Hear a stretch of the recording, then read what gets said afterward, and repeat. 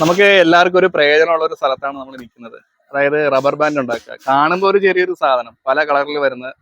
അപ്പൊ ഇതിന്റെ ഏത് രീതിയിലാണ് ഇത് ഉണ്ടാക്കുന്നത്, ഇതിന്റെ പ്രവർത്തനങ്ങളൊക്കെ എങ്ങനെയാണ്? അപ്പൊ അത് നമ്മളിവിടെ നിൽക്കുന്നത് തൊടുപുഴ മൂലമുറ്റം പോകുന്ന കൊടയത്തൂരുള്ള ഒരു ചെറിയ ഒരു റബ്ബർ ഫാക്ടറിയിലാണ് നമ്മളിവിടെ നിൽക്കുന്നത്. അപ്പൊ ഇവിടെ കുറെ സ്റ്റാഫുകളും കാര്യങ്ങളൊക്കെ ഉണ്ട്. അപ്പൊ നമുക്ക് അവരോട് നേരിട്ട് ചോദിക്കാം. അപ്പൊ ഇത് എനിക്ക് തോന്നുന്നത് റബ്ബർ ബാൻഡൊക്കെ ഉണ്ടാക്കുന്ന ചില സംഭവങ്ങളൊക്കെയാണ്. നമ്മൾ ഇങ്ങോട്ട് നേരത്തെ അങ്ങോട്ട് പോകുമ്പോൾ അവിടെ കുറെ റബ്ബർ ബാൻഡ് ഐറ്റംസ് ഒക്കെ തൂക്കി കിടപ്പുണ്ടായിരുന്നു. അപ്പൊ അതിന്റെ ടൈം എല്ലാം കഴിഞ്ഞ് അവർ അകത്തേക്കൊക്കെ കൊണ്ടുപോയി. അപ്പൊ ഇതിന്റെ പ്രവർത്തനം എങ്ങനെയാണ് നടക്കുന്നത്? നമുക്ക് പലർക്കും പല അറിയാനുള്ള ഒരു ആഗ്രഹമുണ്ട്. റബ്ബർ ബാൻഡ് എങ്ങനെ കറക്റ്റ് ചെയ്ത് വരുന്നത്, പല കളറുകൾ വരുന്നത്. അപ്പൊ അതൊക്കെ ആയിട്ട് നമുക്ക് അതിന്റെ പ്രവർത്തനത്തിലേക്ക് നമുക്ക് ഇവിടെയുള്ള സ്റ്റാഫുകളോട് നമുക്ക് ചോദിച്ച് മനസ്സിലാക്കി ഇത് എങ്ങനെ വിപണിയിൽ എത്തുന്നതിന്റെ ഉപയോഗങ്ങളും കാര്യങ്ങളും ഇതെങ്ങനെ ഉണ്ടാക്കിയെടുക്കുന്നത് എങ്ങനെയാണ് നമുക്ക് മനസ്സിലാക്കാൻ പോകും. അപ്പൊ വീഡിയോയിലേക്ക് പോവാം.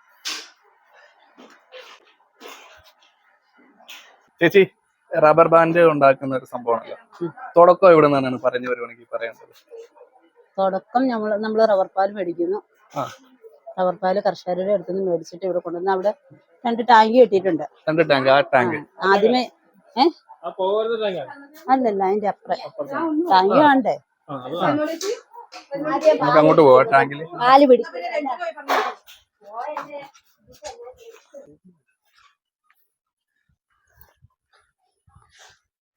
ഇപ്പൊ എങ്ങോട്ടാണ് ചേച്ചി വെക്കൊണ്ടിരിക്കുന്നത്? അതോ, പാല് നമ്മള് വണ്ടിയെ കൊണ്ടുവന്ന് കഴിയുമ്പോഴത്തേക്ക് കൊണ്ടുവന്ന് ഈ ടാങ്കിലേക്ക് വിറ്റും. ടാങ്കിലേക്ക് വെക്കും അല്ലേ?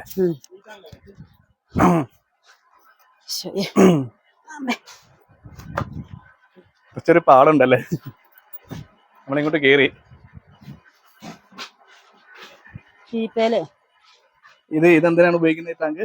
നമ്മള് വീപ്പ വരുന്ന പാല് ഇതിന്റെ അകത്തേക്ക് ഊറ്റിയെടുക്കും. എന്നിട്ട് ഇതിന്റെ അടിയിൽ സ്ലഡ്ജ് ആയി കഴിയുമ്പോഴത്തേക്കും ഈ വീപ്പയുടെ അടിയിൽ സ്ലഡ്ജ് ഉണ്ട്, ഇത് മൊത്തം ഇതിലേക്ക് അടിഭാഗത്താവും. എന്നിട്ട് അവിടുന്ന് പൈപ്പ് ഇട്ട് ആ ടാങ്കിലേക്ക് പോകും. ആ ടാങ്കിലേക്ക് പോകും അല്ലേ? ഈ ടാങ്കിലേക്ക്, ഈ ഒരു ടാങ്കിലേക്ക്. ആ ടാങ്കിൽ പോയി കഴിയുമ്പോഴത്തേക്കും നമ്മള് ഇതിന്റെ കൂടെ കെമിക്കൽ ചേർത്ത് പാലും വെള്ളവും വേർതിരിച്ചെടുക്കും. കളറിന് വേണ്ടി അത് പറയാം.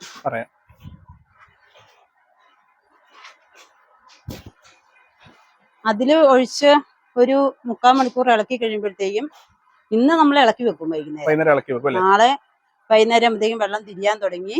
2 ദിവസത്തിനുള്ളിൽ ഇങ്ങനെ വെള്ളം അടിയിലും പാല് മുകളിലും പാല് ക്രീം ചെയ്യുന്നതാണ്. ഇതിന്റെ അകത്ത് കെമിക്കൽ ചേർക്കുന്നുണ്ട്. എന്നിട്ട് അത് ഈ വെള്ളം നമ്മൾ വേർതിരിച്ചെടുത്ത് കഴിയുമ്പോഴത്തേക്കും അവിടുന്ന് പൈപ്പ് വഴി ആ ടാങ്കുകളിൽ കൂടെ എടുക്കും. കണ്ടോ ടാങ്കുകളിൽ വെച്ചേക്കണുണ്ട്. ബീപ്പയ്ക്ക. അപ്പൊ നമ്മള് കെമിക്കൽ ചേർക്കുന്നതിനുള്ള ഒരു അളവില് പാലെടുത്തിട്ട് ഇത് വൈറ്റിങ് അരക്കാൻ ഇട്ടേക്കണം. കെമിക്കലും വൈറ്റിങ് അവിടെ വെച്ച് എന്നിട്ട് വേണമെങ്കിൽ അവിടെ പോയി എടുക്കാം. അപ്പൊ പിന്നെ അവിടെ നിന്ന് അങ്ങനെ ഹിന്ദിക്കാരുണ്ടല്ലേ? അപ്പൊ മൊത്തം എത്ര മണിക്കൂറുണ്ട് ഇവിടെ? ഇപ്പം മൊത്തം 17, 16 അങ്ങനെയൊക്കെ ഉണ്ട്. 3-4 സ്റ്റാഫ് വരാത്തുണ്ട്. 3 സ്റ്റാഫ് ഉണ്ടല്ലേ?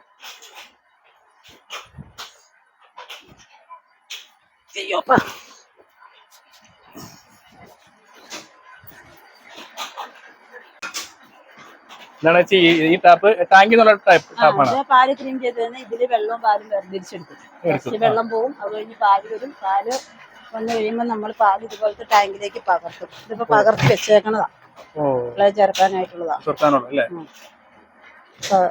പകർത്തി വെച്ചിരിക്കുന്നതാ.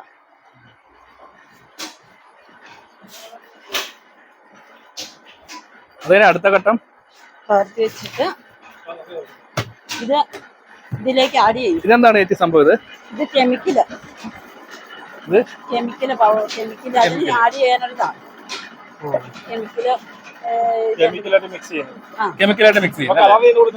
അല്ല, ഇത് പാലിലിപ്പം ഞാൻ കാണിച്ചു തന്ന പാലിലേക്ക് മിക്സ് ചെയ്യും. മിക്സ് ചെയ്തതിന് ശേഷം കളറുകളുണ്ട്. മഞ്ഞ, ചുമപ്പും പിന്നെ ഓറഞ്ചും. ആ കളറ് നമ്മള് ഇതിലേക്ക് ആഡ് ചെയ്യും. ആ പാലിലേക്ക് ഇപ്പൊ ചേർത്തിട്ടില്ല, അവർ ചേർക്കാൻ തുടങ്ങണേ ഉള്ളൂ, ചേർക്കാറായില്ല.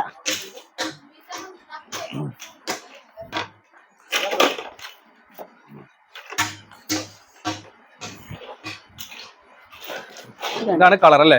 കളറ് ചേർത്ത് കഴിയുമ്പോൾ ഈ കളറ് വരും.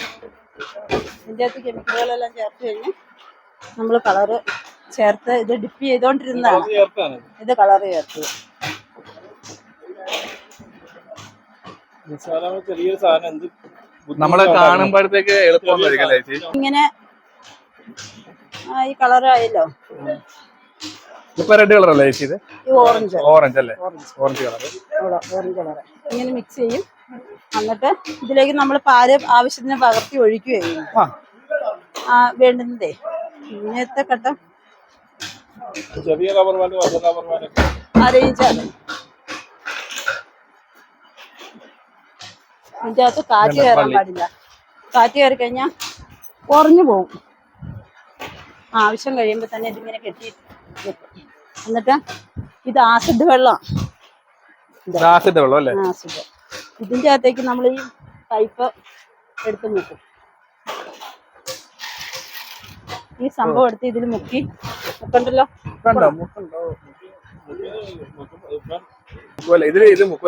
ഇതിനെ എടുത്ത് ഈ ആസിഡ് വെള്ളത്തിൽ മുക്കും. അതിനുശേഷം നമ്മളിവിടെ വെക്കും. 10 വെച്ചെടുത്തിട്ട് ഇവിടെ വെച്ചിട്ട് അത് നമുക്ക് പാർട്ടി ഒരു കനം പറയും. ഇത്ര കനം വേണം, ഇത്ര ഇഞ്ച് കനം വേണം. അപ്പൊ നമ്മളത് ഈ പാലി മുക്കും, വീണ്ടും ആസിഡ് മുക്കും. രണ്ടാമത് പിന്നെ പാലി മുക്കും, പിന്നെ ആസിഡ് മുക്കും. അപ്പൊ അവര് എത്രയോ കാര്യം നമ്മളോട് പറയണേന്ന് വെച്ചാൽ അത്ര നമ്മൾ ഇപ്പൊ 5 പ്രാവശ്യം നല്ല കലത്തി വേണമെന്ന് പറഞ്ഞാൽ 5 പ്രാവശ്യം ഡിപ്പിങ് ചെയ്യണമെങ്കിൽ 5 പ്രാവശ്യം ഡിപ്പിങ് ചെയ്യും.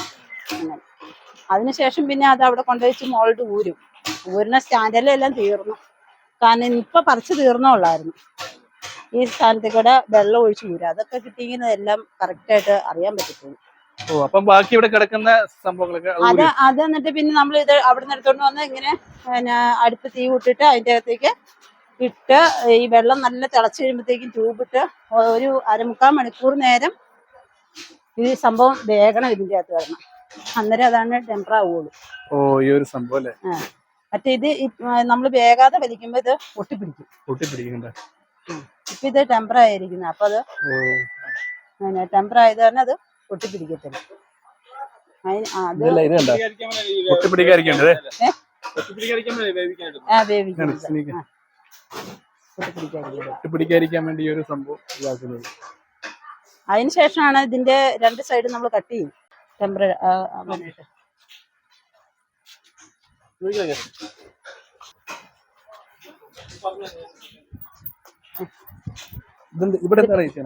ഇതിപ്പോ തിളച്ച വെള്ളത്തിന്റെ അകത്തേക്ക് നമ്മൾ ട്യൂബ് ഇട്ട് കൊടുക്കുക. ഈ സംഭവത്തിന്റെ അകത്ത് 1/2 മണിക്കൂർ ഫസ്റ്റ് ആണെങ്കിൽ 3/4 മണിക്കൂർ നമ്മൾ ഇടും വേകാനായിട്ട്. പിന്നെ നമ്മൾ വലിച്ചു നോക്കുമ്പോൾ ടെമ്പർ ആകുമോ ഇല്ലെന്ന് അറിയാം. ഈ സംഭവം ഇതിന്റെ അകത്തേക്ക് ഇട്ട് 1/2 മണിക്കൂർ കഴിയുമ്പോൾ വലിച്ചു നോക്കും. ഇത് നമ്മൾ ടെമ്പർ ആവാത്ത സാധനമായി. കാരണം കണ്ടോ പൊട്ടിയിരിക്കുന്നുണ്ടോ? ഇങ്ങനെ ആകാൻ പാടില്ല. ഇത് ശരിക്കും വേവായി കഴിയുമ്പോൾ ഈ സംഭവം ഇങ്ങനെ വിട്ട് തന്നെ വരും. അതിനു വേണ്ടി ഇതിലിട്ട് വേവിക്കുന്നത്.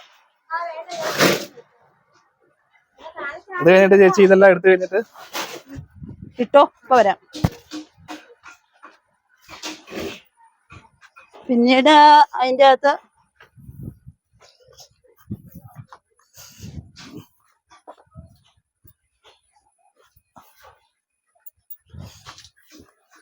ഇത് തെരഞ്ഞ് അവിടെ നിന്ന് കൊണ്ടുവന്നിട്ട് ഇതിന്റെ സൈഡ് കട്ട് ചെയ്ത് കൊടുക്കണം. 2 സൈഡും കട്ട് ചെയ്ത് കൊടുക്കണം. ഇത് ഇങ്ങനെ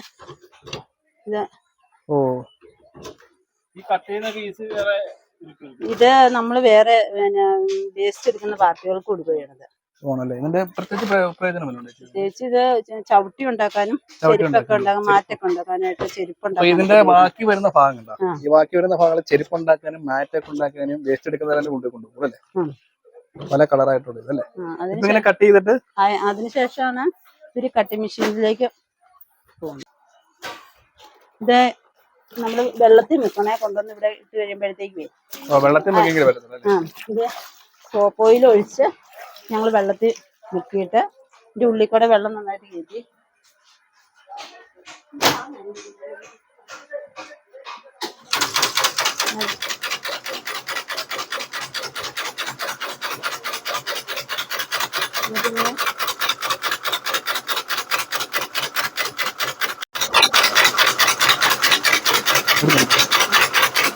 ഞങ്ങളുടെ ഫേസ് ഇപ്പൊ ഇതിലെ കൂടെയാണ് റബ്ബർ വരുന്നത്. ഇപ്പൊ ഒരു ഇതിൽ എത്ര പീസ് അങ്ങനെ? 8, 9, 10 അത് ഇതിന്റെ ഇതനുസരിച്ച്